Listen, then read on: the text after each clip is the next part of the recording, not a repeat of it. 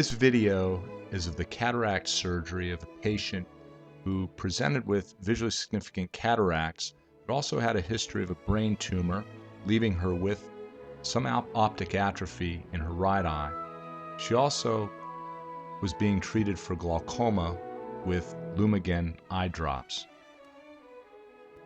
While her eye pressure was fairly well controlled on the Lumigen drops, the drops did seem to exacerbate her dry eye condition.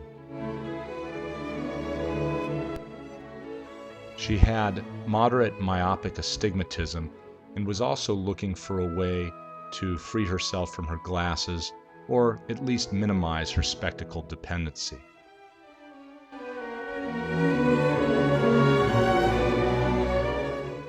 The plan was to address her cataract with standard phacoemulsification, treat her refractive error by first getting as accurate as we could with her lens power calculations. That included pre-treating the patient with aggressive hydration of the ocular surface with lubricant drops and ointments. We would measure her intraoperatively with aberrometry using the Aura machine. Her astigmatism would be treated with either a toric lens implant or a limbal relaxing incision. Her presbyopia would be treated with monovision. Do our best to try to get her off of her glaucoma drops, both via the cataract surgery, which does have a tendency to reduce intraocular pressure, and by placement of an iStent.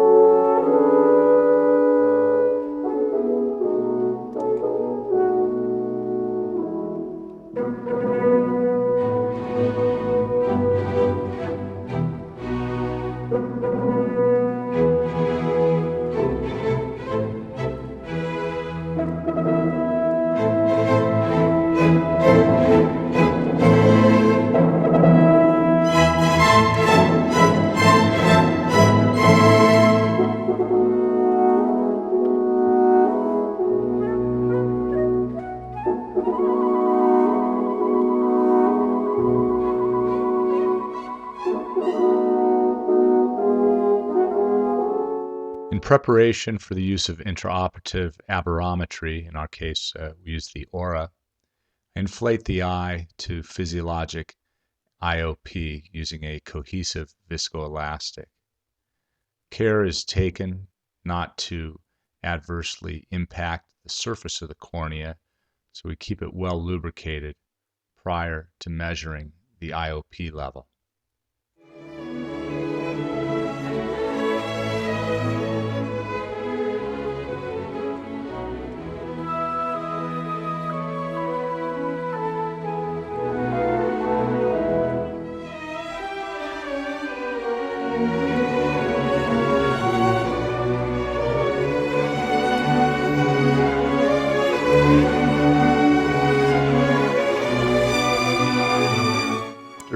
Aberrometry readings are obtained, I mark the steep meridian, in this case at 27 degrees.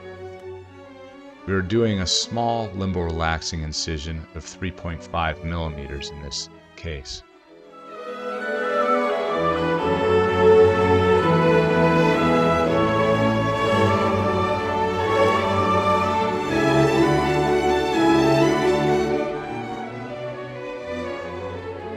Relaxing incision nomogram is based on a fixed depth incision 600 microns.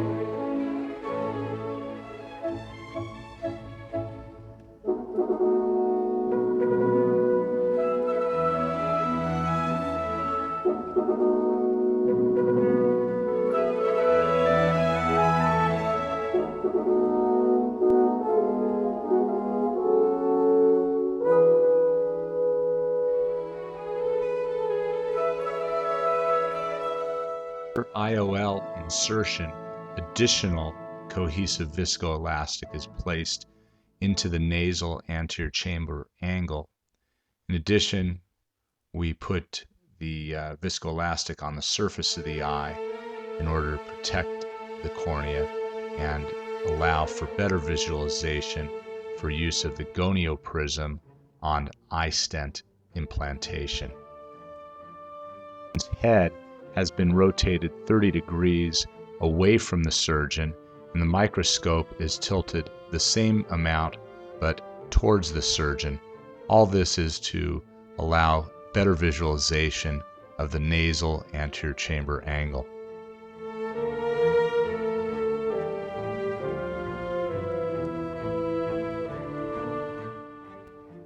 When placing the iStent, you first want to engage up to the first ring at the tip of the device, and you take a pretty flat approach of approximately 15 degrees.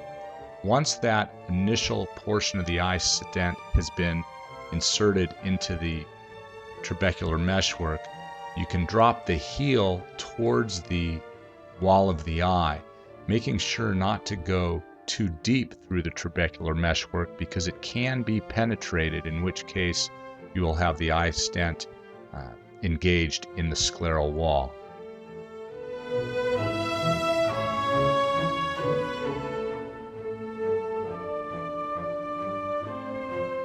The position of the iStent is confirmed. It's found to be adequate in this case, and that nice bit of blood reflux coming through the trabecular meshwork is normal. That is, in fact, one of the indications that we are in the appropriate location.